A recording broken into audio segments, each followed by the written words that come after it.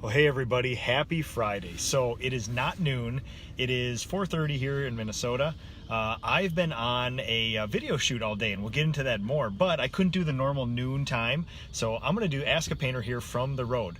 I have about an hour commute back home, and then I'm actually going to be joined by Zach Kenny. Zach Kenny, which I actually see is on here. Let's see if we can add Zach.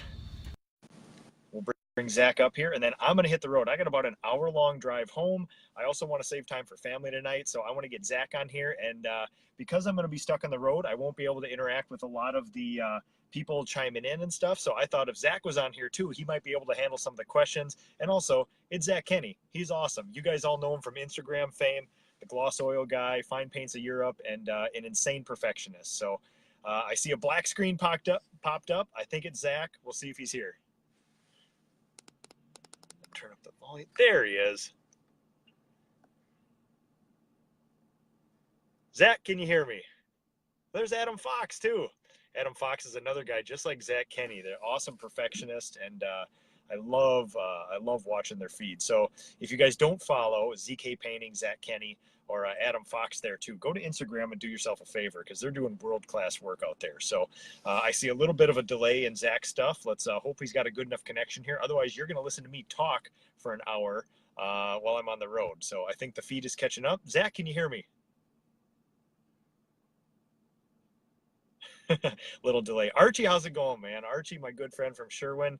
I just spent part of the day with my paint rep, Wes Melgren here. We did a big Graco event, so that was fun to hang out with him. So yeah, I hear Zach's audio is popping in now. Let's see if we can get it cleared up, and then as soon as we can get him stabilized here on the road. So you're not on a laptop, are you? Wes Melgren here. We did a Graco event, so I kept wanting to go to my Bluetooth. Awesome. And then as soon as we can get him stabilized here on the road, so. You're not on a laptop, are you, Zach? I am in my truck make sure that we driving home from a job site. Audio delay. But the laptop, so this is, we'll see how my service stays. In a minute, I'll be able to pull over. Let me see if I Not a problem. I want to make sure that we got a good connection. I know there's an audio delay between two things. The laptop, you use a cell phone? I'm using a cell phone. I think we're still getting a big. Oh, okay. All right. Let me see if I can. Yeah, I'm getting myself about 2 seconds after.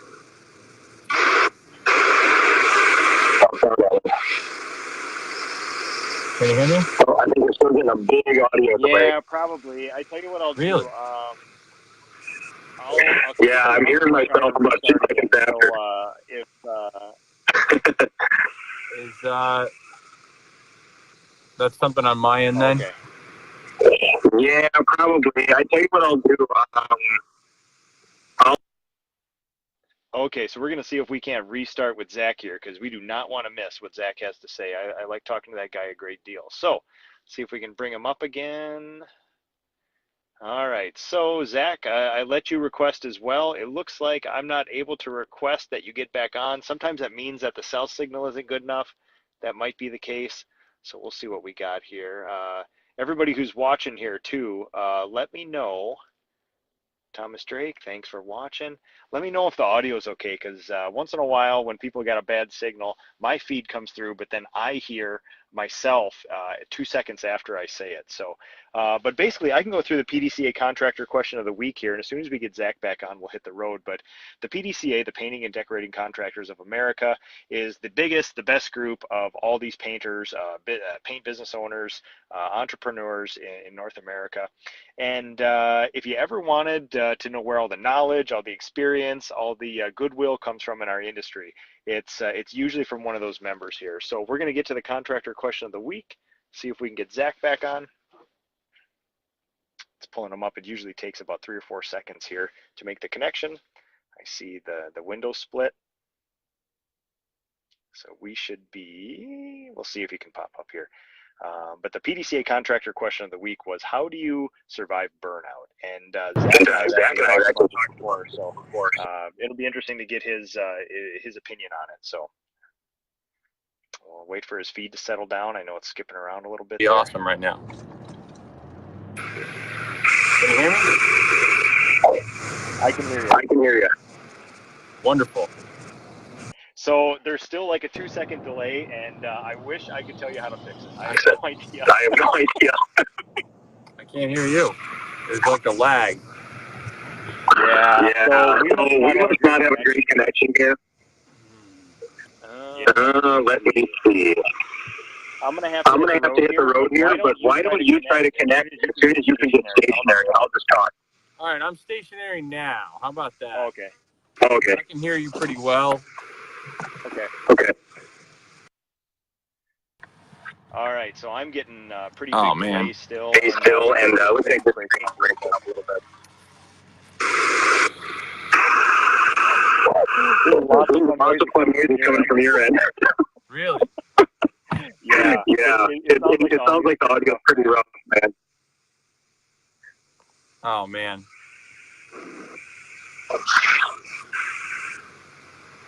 If it's not good, I'm about 10 minutes from my Wi-Fi. Maybe I can catch the end of it when I get home. You got it, man. So So I tell you what, as soon as you can reconnect to Wi-Fi, let's try that. Yeah, I'll do that.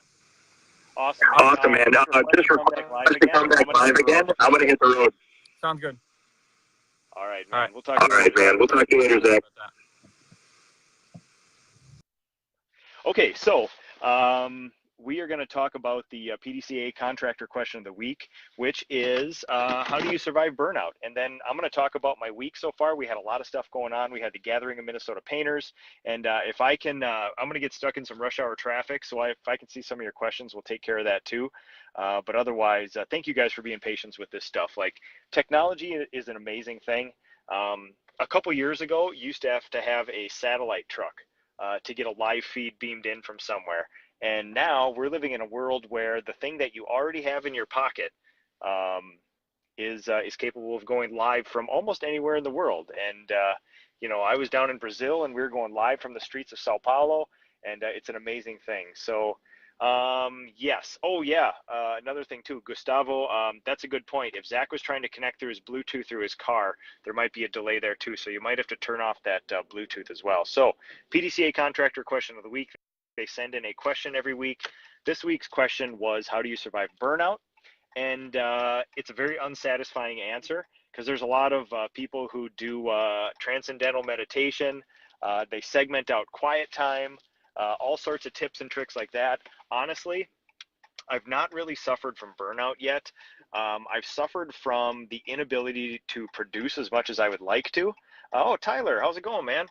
Tyler, I tell you what, if you're able to go live too, why don't you hop on for a little bit, because I got a whole bunch of drive time here. Maybe we can chat here. So the problem is I don't really suffer from burnout all the time. I honestly think that one of the biggest competitive advantages I have is my love of all this. So you know, I'm not one of those guys who's like, oh, sleep is a burden, I don't need sleep. But it is one of those things where when I lay down at night, I'm anxious for the next day to get started. So I really want to get going. I have a lot of thoughts. I have a lot of ideas. And where I'm in the stage of business I'm in right now is there are still some low-hanging fruit and some quick fixes, but a lot of the things that I'm working on right now, I need lots of data, and lots of data means lots of time. So if I want to do a human experiment with my apprentices and my craftspeople in my company, we have to do it, but then I need 4 weeks of data, 8 weeks of data, and I get very antsy. I'm sort of the impatient optimist, and so yeah, it's really tough. But yes, I do feel that heavy wet blanket descend over me a few times when it feels like I'm still working hard, but I'm not producing as much as when I have these moments of brilliance where everything seems to be clicking and you're producing and you're creating great content and the things you're doing are getting more results than they should. And it's far and fleeting now, you know, but I honestly do think that, you know, my love of this keeps me going for it. And I sort of haven't reached the end of my love of this yet. And it seems like every time you think you have something, oh yeah, Tyler, just hop on one. I will see if I can add Tyler on here. And then when Zach pops on, we'll kind of go through some people here and see what's going on. Yeah, so I honestly think that competitive advantage is still what's fueling me. And every time I think I sort of solve something, you know, you come up with a whole bunch of other problems. So it's fun. So, oh, look at that beard. What's going on? Hey Hey man, man, how are ya? Good. I liking the beard over there. Hey, Hey, it's it's coming back. I actually haven't had to do a respirator video in a while, so I've been free to go. Okay. Yeah, I just got back from the So, sprayer and lately, so my beard just hangs all out from the respirator. It's pretty nasty, but you know. So so there there still is about a or second or two delay with audio. I'm gonna try to combat it for a little bit, so it it probably has something to do with my end too. But I would like to hear about what's exciting to you right now. What you've been up to? So I have been painting cabinets. I have fired a bunch of dudes and gotten I back. saw that. Yeah, gotten back in the field myself. You know, yeah. So I've been working. We just finished up staining a custom virtual golf room. So that was really cool. We hand stained all the walls Nice. and the trim. So yeah, just driving around and doing my thing out here in the dirty dirty Jersey. So I know that you've had some employee turnover. Is that something you mind talking about? Sure, I have no problem talking about that. And you actually had. family member, Yeah, he was my brother and my lead guy. Oh, dude. Yeah, it was a little rough, but you know, I'm gonna get stationary too for a second because I'm driving and I like to look. So yeah, he's been with me too since the beginning, so it was definitely a rough hit. Oh man. And we, you know, he didn't value the cleanup and the quality of work that we're going for, and you know, I think we had a really good conversation, and instead of burning that family tie kind of thing, we both came to the agreement that it was time to move on. So did he have prior painting experience, or was he new to the trade? No, so he's been with me for about four years, and then we both worked for the same painter prior to that. Oh wow. Years ago. So he actually worked. I worked for that painter, and then for about 2 years, and then he came on board, and then I went off and did my own thing, and then he came on with me. Interesting. What do you mentioned the whole cleaning and the quality of work. Was there one event that caused it, or was it just an accumulation of? So over the last maybe 2 months, there was about 7 major catastrophes, I would call them. Spray painting a customer's carpet black, not turning on the air scrubber, not blocking the returns on whatever they are, the furnace. Air duct. Yeah, air duct. And then we had this beautiful, brand new, nobody lived there yet, in a sense, thank God, but 7,500 square foot home, spray painted that. We sprayed the mantle, came in the next morning, and there was about 5 inches of dust throughout the full 7,500 square feet house. So, Yikes. and all stuff that was very, I would call it, you know, rookie mistakes that he knew that we don't do. So it was just time, you know, and it's hard because you want to freak out and you want to lose your mind and, you know, maybe punch somebody in the throat or something. But instead I was like, no, dude, it's just time. It's time, you know. So yeah. Now the sad part for me was right before I let him go, my runner-up, if you would, who was going to become my next lead guy, who came to me a few weeks prior, mentioned to me how he wanted to take more lead action, that my brother was actually stealing some credit for some jobs, spraying some cabinets. So I was like, okay. So after my brother was let go, runner up, I was like, hey man, let's start getting into training on how to run jobs and stuff like that. And he came to me and said, within 2 days after my brother leaving, he put in his 2 weeks, and said that I fired his friend and all this stuff. And I was like, what? So it was a very complicated, sticky situation. They were connected. Not really. That's the thing. Not that I know of. So, and I know these guys, I see them every day. So it was just stuff that I didn't know. Nobody came to me. I'm very open, and I asked them to tell me their problems and if there's anything I can do to make their lives easier at work. And I've helped both of them out personally, tremendous, a lot, and yeah. So it was definitely it was a right hook, a blind right hook for sure, but it's okay. So I know that a lot of us have been down this path where it's like you fire them or you rehab them. And was there a thought to rehab? So I've with my brother, I've tried that multiple times. So last year we ran into a lot of the same issues, and we got back on track, and then it just repeated itself. But this time it was worse. So it was kind of like I don't know. There could be so many speculations of because I'm his older brother, maybe there's a chip on the shoulder. My other guy, I tried rehabbing too. When he gave me his 2 weeks, I asked him up and down. I'm like, is it money? Am I not doing something? I mean, I pretty much take care of anything you ever wanted. If there's something more you want, let's figure it out. What can I do to help your life? And he said his mind was made up. So I was like, oh okay, I guess that's that. So well, as business owners, I wish we could just solve things with money.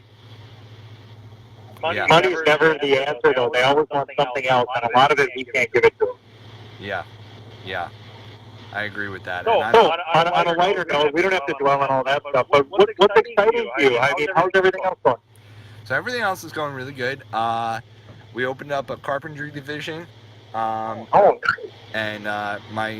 one of my best friends, I've known him for about 15 years. He was out in Arizona. I moved back to New Jersey, and he's taken over the carpentry. And I mean, it's been wild. I shouldn't say it's extremely successful yet. It's more like I'm breaking even on every job with it. Yep. Which for me, for only 2 months of starting something, that's pretty good. So within the next 6 months, that should be right on top of things, which has opened up a whole new world. Now we're doing. I want to do like kitchen makeovers in a sense, but painting the cabinets. I have a granite guy. We do the backsplash. We add crown molding. So in a sense, like almost like a kitchen, I can give you a new kitchen, but without paying for a new kitchen. Right. So, and are you estimating the carpentry? And have you found any friction with that? A little bit, mainly just time and material cost. I haven't gotten down per se. The first dozen jobs, I was buying the material at Home Depot, and then found a local lumber yard and realized I was paying triple the amount. So that was definitely, an eye-opener. You're paying triple the amount at Home Depot? Yeah. Oh, wow. So I was like, okay, not going there no more. But and then time, sometimes it takes a little bit longer than I think it will. And then even my carpenter, he's always extremely optimistic. So he'll be like, oh, it'll take me a day to do this. I'm like, okay, and then we'll be there for 3, So Yeah. all right, so it's just learning. It's just more learning, It's kind of like when I started the painting business. But now the flip side onto the painting side of things, I'm extremely excited. My wife wants to get more involved with the administration end. We're going to start really buckling down on systems and processes and getting everything, because I want to start training, kind of like how you do. You bring in guys like that don't really know much, and you train them exactly how you want them, in a sense, So I think I have 3 guys that already have the experience and know what to do. So now I feel like it's time that I can start bringing on some, total green young bucks. Nice. What's that? Nice. Very nice. Yeah. So it's exciting, good stuff.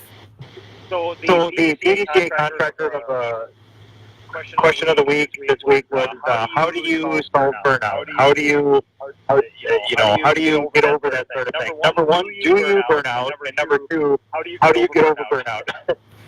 So yeah, I don't know if I burn out. I heard your answer right before we jumped on here. I kind of the same thing. Like I'll feel that stress of just not being able to produce as much as I wanted to or meet deadlines. I don't necessarily get burnt out. Um, Sometimes I feel like I hit a wall and I just don't know what to do, which I'm sure everybody gets that way. Uh, in that moment, I go to church and I'm a pretty big church guy. So even though I'm a friggin' lunatic, that's my number one. So I'll start talking to the guy upstairs and maybe see what goes on. And 9 times out of 10 I'll get some peace out of that. And then usually I'll sit on the back deck, have a beer, some whiskey, and smoke a cigar, and just turn it off for a couple hours. And then I'll hit it right back up. Within the next 24 hours, I'm back at it. So, I don't know. I don't really get overwhelmed. I guess burnt out. I used to. I would say when it was just me painting, working 18 hours a day, like totally got burnt out. But now not so much. Just that stress of deadlines. Yeah, I get you, man. Yeah, I've never felt that like heavy dread before, but there are certainly moments of like, should I be doing this?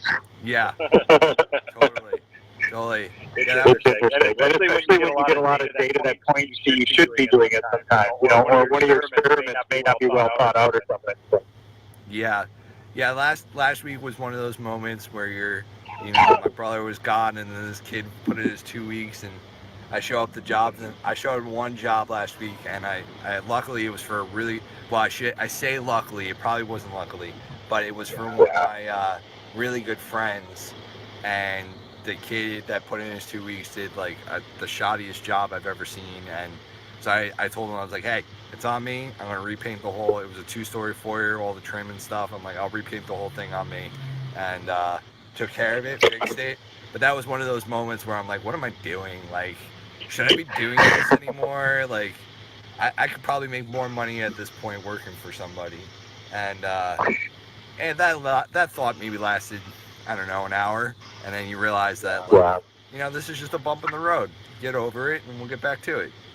Yeah, but there's no worse feeling on earth, man. Oh, there's not. You feel like a complete failure, but it's all right. Yeah. Well, hey, listen, man. Thank you so much for talking. Good luck to you. Some of the best things that ever happened to me in my business is when 3 people left me and I had to restart. So, good luck to you, man. Thanks, Nick. I'll talk to you later. All right. Have a good weekend. Thanks. You too. How do I do?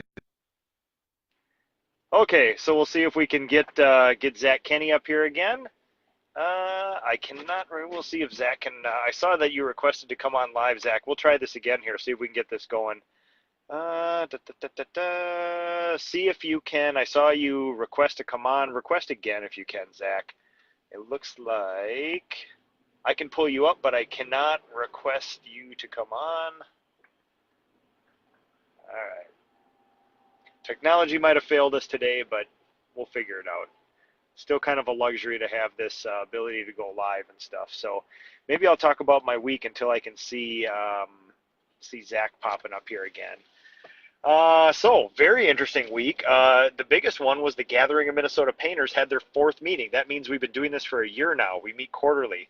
And this group continues to interest me, amaze me, and excite me for stuff in the future here. So this time we usually look for a host, a sponsor in a way, and this time Graco rolled out the red carpet, and we went to their world headquarters. Interestingly enough, I know people hear me say this over and over again, but here in Minnesota, we live in the Silicon Valley of paint sprayers. So we were at Graco headquarters yesterday. I was actually at Titan all day today. They're in very close proximity, Titan and Wagner. Wagner actually owns Titan. All of their world headquarters are right here in Minnesota, not that far from each other. So I had the pleasure of, in 2 days, going to both world headquarters and doing stuff there. And Graco could not have been a better host. Full catered lunch. We got the private tours through the factory. We saw the amazing robots. So Graco makes their own robots, of all things. So very interesting to see that. You can put a number of things together. They make world-class paint sprayers. They make their own robots. And if you can put 2 and 2 together and figure out that in the distant future, don't be surprised. I'm just looking about what's going on in their factory floor and what's going on in their, Sherwin-Williams stores where they sell stuff. And I wouldn't be surprised if there was some really awesome pieces of technology coming out soon. It excites me to no end. And the biggest thing about Graco, and I'll talk about the gathering here in a second, but I've been there twice, and obviously robots are cool, paint sprayers are cool. I mean, there's line stripers that you can ride on, like paint sprayers with seats on them. It's the coolest thing ever. But I would urge you guys to come to the world headquarters. If you can line up a tour, if you can talk to the people there. The culture of that business is nothing like I've ever seen. They have been good and excellent for a long time. Jason Paris, my fellow co-founder of the Gathering of Minnesota Painters, his impression after going through was like, this is everything we've seen today was a sign of a company, based in excellence for a long time. And the culture of that business is so inspiring to me. Everybody you talk to there has been like, I've been here 17 years, I've been here 27 years, I've been here 23 years. And oddly enough, we were walking through the factory tour a couple months ago, and there was a young guy sitting there on the factory floor. He was an engineer, I believe. And I said, well, hey, how about this guy? He doesn't have 20 years. I mean, he's barely 28 years old. So what is it? And he's like, well, I've only been here for 3.5 years, but my dad is over there and he's got 31 years of service here. So it's like, all right, it's awesome. And if you guys ever get a chance, please go. So yes, Graco is an awesome host. They're ambitious. They have a 300,000 square foot world headquarters. They're expanding it to 1 million. They are tripling the size of their building currently, and they're going to have a training center and all this other stuff. So they invited us back next year, or when the stuff is done, and we can do another one. Which you can bet that we will be back for that. So the Gathering of Minnesota Painters, we let our host talk about some of the stuff. One of the biggest things that Graco talked about was their Bluetooth technology, where it connects to your phone and there's an app, and you can actually watch your sprayers work in real time with pressure and number of gallons that go through them. It's an amazing thing. It tracks all your sprayers everywhere, so if a sprayer ends up not being on a job site, if somebody connects to it, it'll pop up and show you where that sprayer is. Yeah, but one of the coolest things is, not only does it track the amount of gallons, and you can put notes in there for what kind of stuff, but you can track the amount of gallons, and you can see when they're running and how they're going. So you can see peak times where they sprayed during the day. If your guys didn't start till noon, or if all of a sudden one of your sprayers fires up at 6 in the morning, you're like, hey, who's getting after it out there today? So it's very, very cool technology. One of the coolest things is always the human element of these Gathering of Minnesota Painter meetings.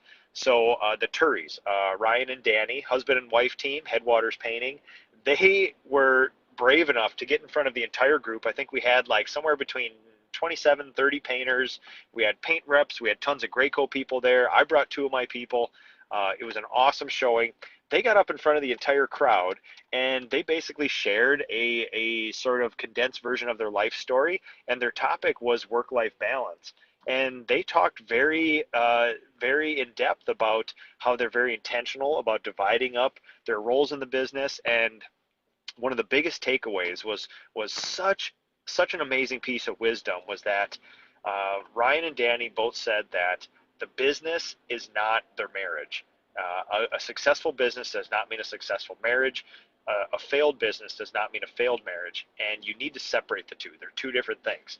Take care of your marriage. The business is a completely separate entity, and they have a brand new baby, which is really awesome to follow them. So that's another piece of excitement added to their life, and yeah, I just love the way they're approaching business. They're basically doing in their first year or two what I'm doing now in my 11th year. And, I've been in this trade for 25 years, and it's taken me this long to realize that there's some things I should be doing, and they're doing it all right away. So it's going to be insanely cool to watch their progress as their business grows, their family grows, and they grow personally too. So we opened the group up for topics. We always like to hear people's wins, people's goals, things like that. And nearly everybody in the group, when you go around the table, is their big win is something grew in their business. They hired more people. They got some more jobs. Winter was better than average. We're preparing for the good summer season coming up here. And everybody's goal was to do more. There wasn't a lot of dread in the room. I shouldn't say there wasn't a lot. There's no dread in the room. This is a very optimistic time to be a painter. The market is good. There's plenty of tech out there to help our businesses. There's free content on YouTube all over the place if you want to learn how to run a business or paint cabinets or something else. And it's an amazing time to be in the trades. There is definitely not enough people to fill all the trades jobs that need to be filled. I also heard statistics from one of the president's economic advisors the other day on a podcast where I think he said there's 7 million jobs open right now that pay on average $60,000 to $70,000 a year in the United States right now. They just can't find enough warm bodies to fill them. So that's interesting to me. That's very interesting to me. So it's a good time. Trades are in high demand. I guess the biggest problem that you hear people complain about is there's no good people to work out there. And for anybody who's listened to me long enough, you know that's not true. Even though, in a way, yes, it is true, but you have to put more effort towards it, and you have to do something different than you did in the past. So, all right, I'm going to see, I think Zach's back up here again. Let's see if we can get Zach on. We'll give this audio one more try. And, I see him popping up here. See how this goes.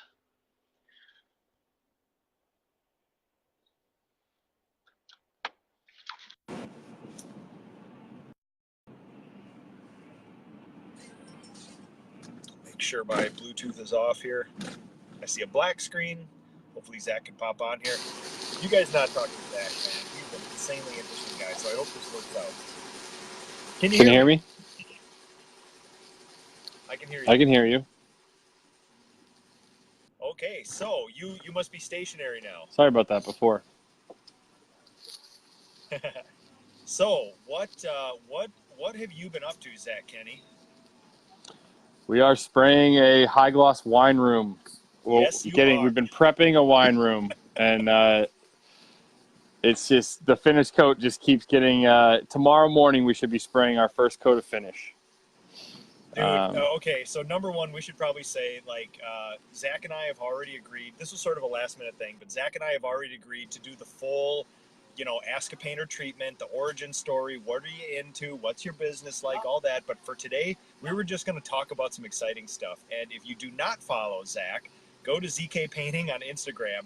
He has an insane following. Also, he does insane things, which is the reason he has a insanely large following. So everybody has been following your wine room, and it looks awesome, man. It must be the funnest thing ever. There's times where it's amazingly fun, but most of the time it's insanely stressful. Dude,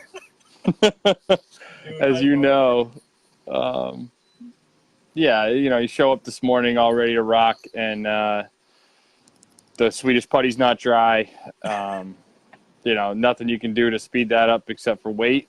And then I went to mix my paint up today at the end of the middle of the day. Now when I couldn't paint today, but I was going to mix my paint so it could settle for tomorrow. And I opened the gallon, and it's the wrong color in the gallon.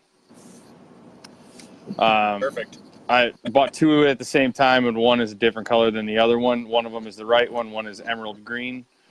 So if I wanted to paint today, it wasn't going to happen anyway. It's been an adventure, but the final product, the walls are like glass right now. They're just amazing. So yeah, man, I've been following your pictures, and it's this amazing saga. It's like you're in this waging a battle with this room, and not that it's a struggle, but it's so fun to watch. Like, you can almost hear your thinking from your post about it, and it's so fun to follow along, man. I'm glad. It's been a long time coming. It's not easy to sell a job for what it takes to, what we were charging to paint this room, was unimaginable 4 years ago, even 2 years ago. So a lot of sales and marketing, and a lot of trial and error, and a lot of putting out work for higher quality work than I was getting paid to do has ended me up at a spot where I can get paid to finally do a high gloss room. So your skills are now meeting your core demo, and you're finding the right market. Yeah, we've been highly targeted and focused for a couple of years now, and it's finally paying off. And we should say, I mean, I think you and I are. I'm so invested in your process right now. I can't wait for your updates. But we should say that you're doing a gloss oil, one of the proverbial, magical gloss oil rooms for what is it? NS Builders too, the famous NS Builders. Yes, it's a high profile project for sure. Oh yeah. So if you're stationary, Jason Parrish just posted a question. Are you able to read it? Let me see. Jason Paris. It doesn't. Oh, maybe it'll be at the top. No. Let's see here. What was this question? Oh, there we go. Zach Denny. Can you see it now? Can you talk about the video cameras that you have on job sites and have clients and having clients view them? Oh, so I've sold people on as part of my sales pitch. We offer Wi-Fi enabled cameras on our job sites because we're in $1 million homes, and I tell everyone plans to be on video and on recorded at all times. Just act like you are. Jason, unfortunately, no one's ever taken me up on that. Every time we offer it, they're like, "Oh no, that's all right." So I think a lot of it is just like the fact that we're willing to. Yes. I've never had anyone do it, and if they follow me on Instagram, they can essentially, if they're not worried about trust and they just want to see the process, they can follow us on Instagram and get the same satisfaction. I love following that too. And one of the things, one of the kind of macro thoughts that I've had following your feed is that you post things in process where a lot of guys, they'll post the after shot or they'll post just the before and afters at the end. And you're like, I have so many questions, like as painters and craftsmen and people who martyr themselves for the craft. It's like, yes, the before and afters are awesome, but all my questions have to do with between those two pictures, and It's like, I would have loved to see that. And what you're doing is sort of like doing that, which is really cool, man. Yeah, that's the stuff I'm into, but I think it also, everyone has a pretty website these days with the nice pictures. So that doesn't really separate you from people. So I've kind of stumbled upon this, behind the scenes is really, I've targeted my Instagram now more toward the client. And so it's like a way for clients to do homework on our company before they hire us. So that's your resume. Your Instagram feed and your stories are basically your resume and their way of vetting you. Yeah, and I only have 4 guys, so we don't produce tons of work. So if I was to try to live on just final photos, I mean, there's still there's weeks where we'll sand for a week straight, and I'll be like struggling to find content. Oh, sure. So it's sort of been out of necessity. Yeah. That's cool, man. So what else is new and exciting for you? It must be warming up over there. And do you do much exterior stuff, or are you mainly interior based? We do. Last summer was the least amount of exterior I've ever done. But we do a decent amount of exterior. We do a lot of staining, exterior stain, cedar shake roof coatings, stuff that, like, again, I'm trying to always be sort of niche down so I'm not competing with all the other painters out there. So we try to really target our market to a specific niche, generally at the higher end. So let's say that some young paint business entrepreneur, I'm not young, but somebody like me who's watching your feed and seeing all those awesome blue and red gloss doors you're doing in your spray booth, is like, oh yeah, dude, I'm gonna go down. I gotta find Paint the Europe place right down here. I'm gonna get some primer and some paint and go for it. What pieces of advice? Obviously, your process is like, it's not secret, it's not closely held, but you've also earned it through a lot of blood, sweat, and tears. Totally. So not like divulge that, but what little macro pieces of advice would you give somebody who's like, I want to do a whole bunch of insanely cool gloss doors? I mean, I think the first thing you have to do is like think of it differently. Like look at the process different. What I was taught in many ways with domestic paint doesn't really apply. There's a lot more attention to detail, a lot more patience has to go into it, just like being patient with each step. You know, it's oiled, 24-hour dry stuff, a lot of prep work. By the time we put our final coat on, it's like 90% of the work is before the final coat. Yeah. So it's getting in the mindset of like prepping is really where the work's at, and really getting there. And then you just have to use it a lot, like a lot of experimenting. In my experience, that's really what it was. Yep. You could have people. I paid a consultant to come out and help get us up to speed, and most of what that was ended up being sales and marketing advice, because you can start someone down a path, but you have to work with it. So really that's it. And get used to dust in your paint. Yeah. That's just like Oh, that's awesome, man. a lot of dust control. Say that, you know, for the 100-year birthday of my own little craftsman home, we did a full exterior restoration, and part of it was something special. And I wanted to do the Hollandlac Brilliant front doors, or 2 entry doors like that. And I did a simple version of that where I basically sanded the living hell out of my doors, because my doors had been around forever. And, you know, they had a lot of sins committed to them over the years, as you can imagine. So I basically just got it down to something I could work with, primed, sanded again. And normally, you know, for what I would be a standard painter, you prime and 2 top coats. And I did the Cadillac treatment on my door, and I did 2 prime coats, standing in between. That's good. Still, you're like, oh, Cadillac, but, you know, Cadillac, Ferrari sort of thing. But for me, I was like, so I really want to, you know, understand this stuff, and I hand finished those doors. And I have to say that it's not a whole bunch of marketing. Like, I've been around long enough where I've used a whole bunch of oil enamels, oil paints.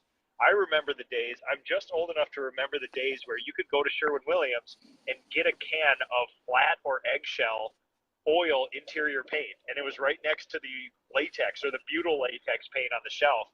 So I have tons of experience with oil. And when I use the Fine Paints of Europe stuff, the Brilliant, it is truly the best oil paint I have ever used. And most of the oil paint that I've come into contact with has all been hand finishing. And I got to tell you, it was a wonderful experience. Like, it gave you hope in humanity that there's good products being made out there. And obviously, I'm not going to be using them every day, but it's just nice to know they're there. Yeah, it's definitely. It's the raw ingredients in the gallon there's nothing like it. You get what you pay for, and the coverage and stuff was absolutely amazing. Like, when you get into, I mean, the rule of thumb with any standard paint is sort of like, the glossier you go, goodbye coverage. You know, there's some paints where if you have an off-white wall and you're trying to do a white gloss wall, you'll take 100 coats to do it. And this stuff, I was using some pink and some gray primers and stuff, and I did this kind of ochre yellow on my doors, covered perfectly in 1 coat. It was amazing. Yeah. Just don't do Rembrandt red. That's the Rembrandt red, even with fine paints. You know, we thin our paint. We thin our paint a lot when we spray, so it's a different story. But you know, the reds are the toughest. But when you touch and feel that paint when it's dry, it's a gallon of pure paint. And when you see what pure paint looks and feels like versus paint that has thinner fillers added to it, there's a big difference when it's all said and done. So I think samples sell the product. Oh, I think for that stuff in particular, I think if you don't have a sample, I don't know how you could sell the stuff. I mean, they can see pictures on Instagram, but being able to see that and touch it, like I also followed along with your blue sample door, your brilliant, bright blue sample door, man. That was awesome. And it's such a shocking color too to see. Yeah. It's cool to see that when people touch it. I was showing Nick from NS Builders and the client today and the video guy, and the guy's like, this doesn't even feel real. Like, this is so amazing. It does. It's like no other paint I've ever used. So I've gone down a rabbit hole with it, and you know, it's very rewarding. It's been fun to watch, man, for sure. So yeah, what else is sort of interesting to you on job sites? What's been taking up your headspace recently? So we're looking at get into doing a lot more cabinets. So on the production side, the cabinet stuff, Breakthrough Academy has obviously got me thinking a lot more about the business side. So I would say the number one thing I'm looking to do in the next quarter is probably start implementing more systems into my business, standard operating procedures, checklists, things that make it so you're not you don't miss little steps. For sure. Yeah, that's really trying to turn this into a business and not working for a living is what I'm really focusing on more these days. And the reason I was so attracted to you and your stuff was because it seems like in our industry that people have this false dichotomy of you can either be a good painter or you can make money at it. And I think that's complete BS. I think that there is tons of room for people to be master craftspeople, to understand coating science, perform their craft at an ultra high level, and also you don't have to ruin your financial life to do it. There should be a way to make money at it. I mean, we know examples of companies and people who do this, and it's not impossible. It just seems to be an outlier sort of thing right now. Yeah, I think that it's really hard to do it if you're not doing it all the time. My sales and my marketing and everything is targeted at this one demographic and this one niche of people who want high quality. And so I have a true competitive advantage built into my business model that if you are trying to do this one day and then go use Behr paint the next day, it's going to be way harder to get paid. I've spent a lot of time in the last few years working on being able to sell jobs at the price that I need to sell jobs at to do this level of work. That to me, that's way harder than doing the work. That's probably a true statement for most of the people in our industry, where most of the business owners are the best painters and the most efficient painters, and they just happen to be the best salespeople and the business owners, and it's tough to separate that sometimes. Yeah, I think you have to get used to the fact of, I think it's easier to sell to somebody with price, right? It's always easier to be the lower price. Yep. I've gotten into a habit, and now it's just what we do all the time, where we're winning jobs as the most expensive price, and Yep. the highest price was expensive. We're going to spend more time there, but winning jobs at the highest price means you need to show value on a bunch of other levels. And I was just going to say, requires your a lot of value work. your value proposition must be so much better than just the average run-of-the-mill paint job then. Yeah, it is. I'm highly focused. So if the painter down the street wanted to come do a gloss wine room like what we're doing, they probably could. They could do their homework and they could do it, but it would take them twice as long as it takes me, and they would have a much harder time selling it for the same price I do, because this is all I do. Mm-hmm. So yeah, I think by whatever, I mean, when I first started, I was doing anything someone would pay me to do. So, and you just you find it's like you never make any money because you're always doing something different. So I've read enough business books to believe in this model now of just hyper focus. Yeah, it's like the first time you sell a front door for $2,000 is amazing. But then how much work you have in front of you. Yeah, I mean, the one we're working on now is $5,200 to paint the front door. I love that, man. I love that. I never dreamed of it. When I first started, I never thought anybody would ever pay that kind of money. Which the money comes from hours, so I never thought anybody would let me spend that much time working on their door. Exactly. Yep. I always wanted to. Every boss I ever had was like, "Hurry up, we're not getting paid to make it that nice." Yeah, you get a can of eggshell exterior paint and you 2 coats with a brush and move on, man. Yeah. Is the color different? Okay. That's it. Yeah, exactly. So oddly enough, one of the we had the Gathering of Minnesota Painters meeting yesterday, and one of the topic suggestions for our next meeting, and we actually had one of our group members volunteer to present as we normally do, is niching down, being a generalist, that sort of thought. So you're entrenched in that now. I mean, you have deep thoughts on, and it seems like you have a pretty direct path in front of you. I think there's still a lot of people, I mean, me included, who are like, yes, as a business principle, I understand if all I did was paint 10 bedrooms gray, the same process, the same thing over and over again, it's more efficient, which means more money. Number one, is it possible? Number two, is that what you want to do with your life? You know? Yeah. Yeah, I know I struggle with it, but now when you niche down to something, it does, like there's still, like I was saying today, I want to niche down to we're using 4 types of interior paint and 3 types of exterior products, and they're just like, this is what we use, this is the system, and for us, we're using it because it's what we believe is the highest quality, best product, because that fits our model. But whatever the model is, it's like figure out and like make everything, it's like the good to great flywheel thing, like everything push the flywheel in the same direction.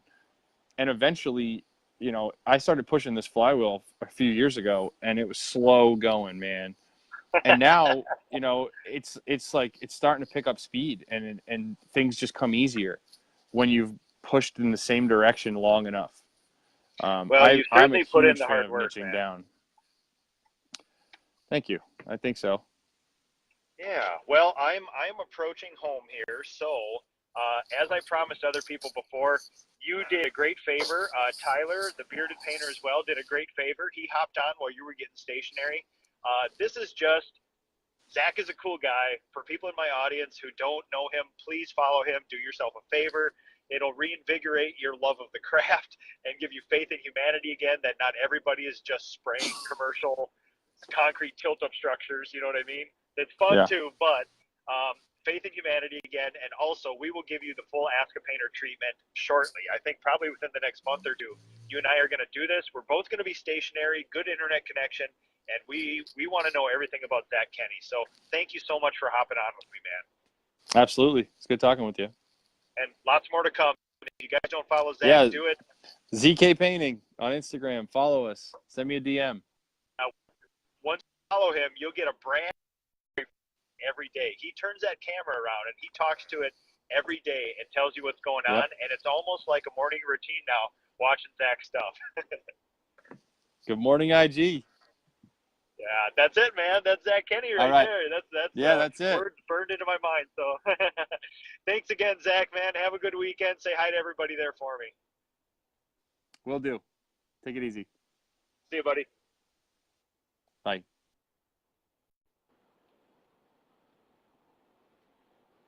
Oh, man. So, as promised, Zach and I think we actually met for the first time at the last PDCA Expo in Savannah. And we spent the entire weekend just talking. We preempted each other before we went. We're like, listen, man, if you're going, you and I, we're talking this entire time, and we did. And God, what an awesome guy. So as promised, he will get the full Ask a Painter treatment, and we're going deep with his stuff there. So please follow Zach, ZK Painting, on Instagram. You won't regret it. And so I'm about home. Thank you guys for watching.